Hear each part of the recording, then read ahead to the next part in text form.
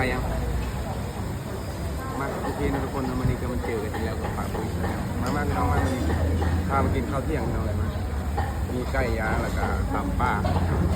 โอ้ไก่ย่างนี่ก็จะแซ่บรีพี่น้องเดี๋ยวจัดกันเลย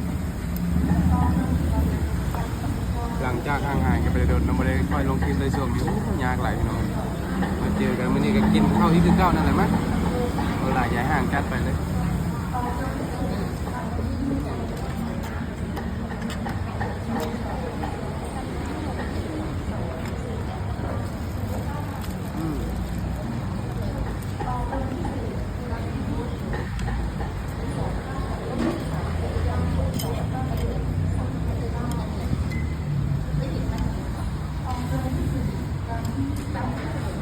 นี่เป็นตำป่าเนาะ